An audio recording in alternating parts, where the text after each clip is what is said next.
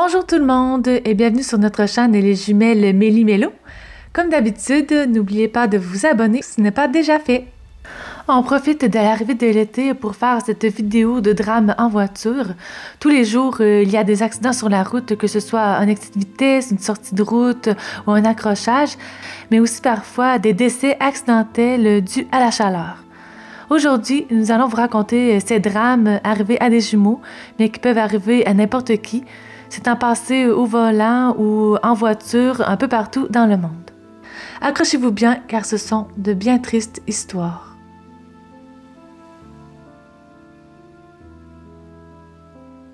La première histoire est celle de Rosalie et Aurora Simons, deux jumelles de 4 ans qui ont réussi à s'extraire de la voiture de leur père après qu'elle ait percuté un arbre.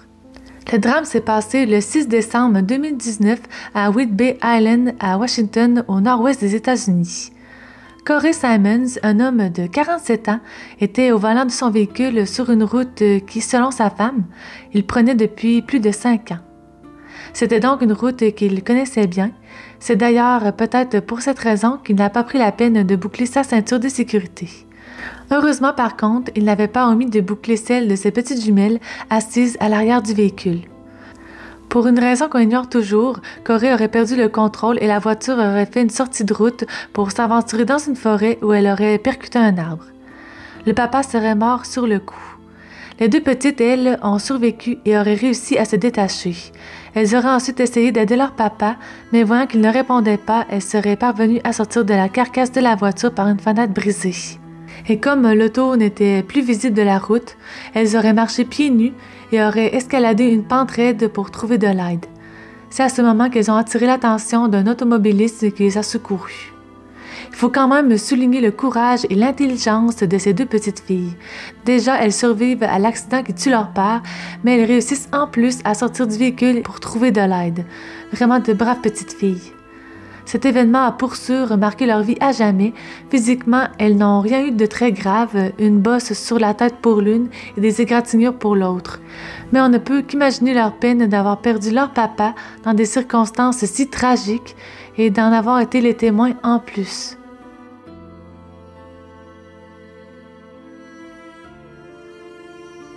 Notre prochaine histoire s'est produite dans un quartier de New York le vendredi 26 juillet 2019.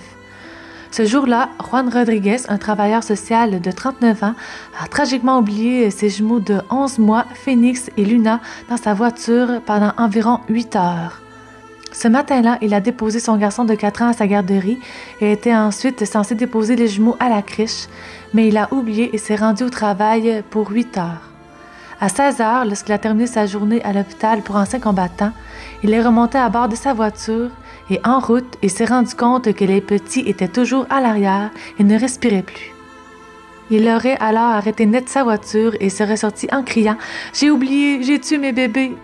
Selon le médecin légiste, les jumeaux avaient de l'écume à la bouche et leur température corporelle dépassait les 42 degrés Celsius. La température élevée de cette journée d'été a provoqué la défaillance de leurs organes et il était évidemment trop tard pour eux. Leur maman Maritza a déclaré que ce jour-là était son pire cauchemar et on peut comprendre pourquoi. En plus, elle était censée amener les enfants à la plage pour la première fois cette fin de semaine-là. Elle a quand même supplié les autorités d'être clément envers son mari, que c'est un bon père et qu'il n'aurait jamais fait de mal intentionnellement à ses enfants. Marisa et Juan élèvent 3 autres enfants ensemble, 2 que Juan a eus d'une précédente union et un petit garçon qu'ils ont eu ensemble. Au départ, Juan Rodriguez a été accusé de double homicide et de négligence criminelle. Il a plaidé coupable de mise en danger et d'imprudence et il a été libéré sous caution de 100 000 $. Une procureure de New York a suspendu les poursuites en août de la même année, qualifiant l'incident de tragique accident.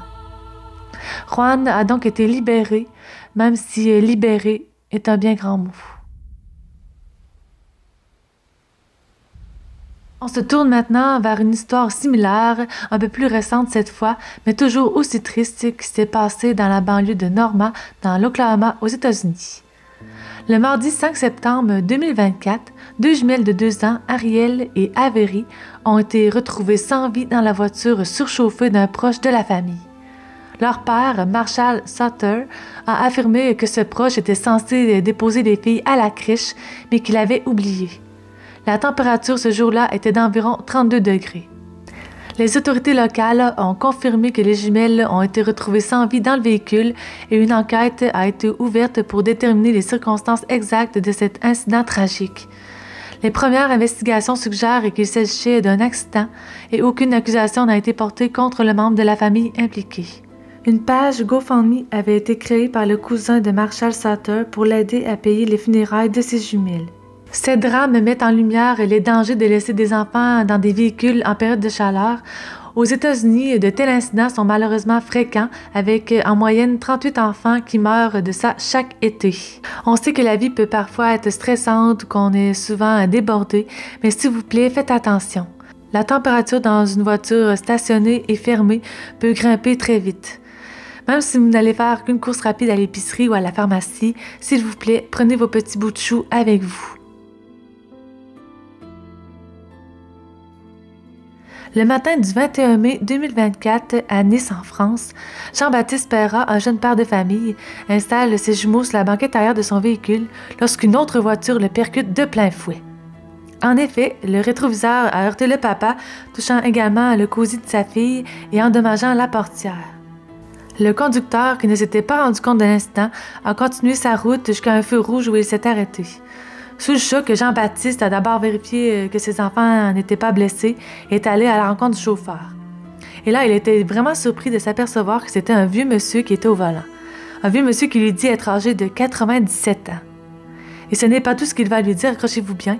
Après s'être stationné de peine et de misère et d'avoir failli frapper un piéton et un scooter, le monsieur lui dit qu'il est un bon conducteur, meilleur que Jean-Baptiste d'ailleurs, et qu'il ne va pas arrêter de conduire. Il part même en vacances bientôt avec sa voiture. Jean-Baptiste n'en croit pas ses oreilles, ni même ses yeux. Il remplit un constat avec le nonagénaire et en partant, le vieux monsieur entre en collision avec la voiture derrière lui en faisant une marche arrière.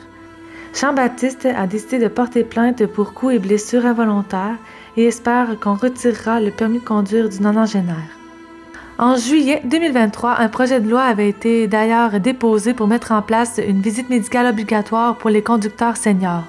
Le but était de vérifier s'ils étaient toujours en état de conserver leur permis de conduire. Mais 3 mois plus tard, Clément Beaune, ministre des Transports, a écarté cette proposition. On ne sait pas pour vous, mais nous, personnellement, on serait très en faveur pour que ce projet de loi soit accepté, surtout quand on entend des histoires comme celle de Jean-Baptiste.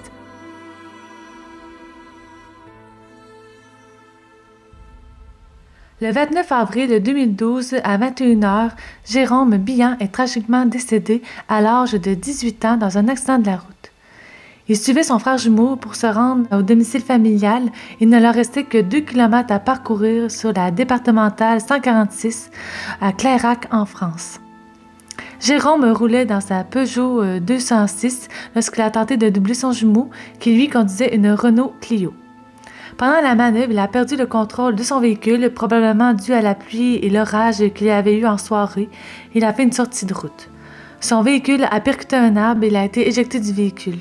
Son frère, qui roulait derrière lui, a été témoin d'un accident et ça l'a évidemment profondément traumatisé. Les parents qui n'habitaient pas loin l'ont rapidement rejoint sur les lieux. Les policiers et les ambulanciers sont aussi rapidement arrivés, mais ils n'ont rien pu faire pour Jérôme. Il était trop tard pour lui, il est mort sur le coup. L'incident souligne l'importance de la prudence sur la route, notamment lors des dépassements qui peuvent être dangereux pour les nouveaux conducteurs comme pour les conducteurs expérimentés.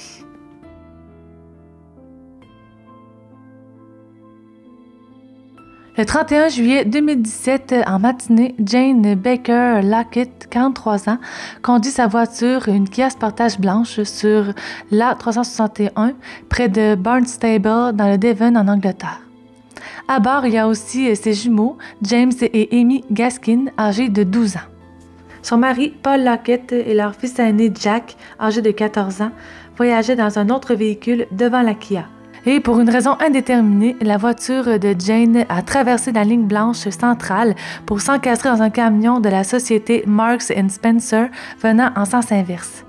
Le chauffeur Adrian Kingsbury affirme qu'il conduisait à 49 km/h et qu'il a vu la Kia de Jane soudainement s'aventurer dans sa voie. Il a tenté de l'éviter et freiner, mais il était trop tard. À l'arrivée des secours, Jane était déjà morte. Amy, elle, a été déclarée morte, rendue à l'hôpital de North Devon. James, lui, a été transporté par hélicoptère à l'hôpital et est malheureusement aussi décédé peu après son arrivée. On ne sait toujours pas pourquoi Jane a fait cette manœuvre. Est-ce qu'elle a eu un malaise? Est-ce qu'elle a été distraite par quelque chose? Les preuves médicales démontrent qu'il n'y avait ni drogue ni alcool dans son sang. En tout cas, cette manœuvre a été faite au mauvais moment et lui a coûté la vie et celle de ses 2 enfants. Voilà, c'est tout pour nous cette semaine. On espère que cette vidéo vous a touché autant que nous et que vous redoublerez de vigilance sur la route. On ne sait jamais ce qui peut arriver. Aussi, on vous le répète, ne laissez pas vos enfants seuls dans votre voiture lorsqu'il fait très chaud. Même chose aussi pour les animaux. Combien d'entre eux meurent aussi de ça chaque été? Prenez-les avec vous, c'est toujours plus sûr. Merci d'avoir regardé cette vidéo jusqu'au bout et ne vous gênez pas pour nous faire un pouce ou nous laisser vos commentaires. Sur ce, bien portez-vous bien et on se voit dans une prochaine vidéo. Bye!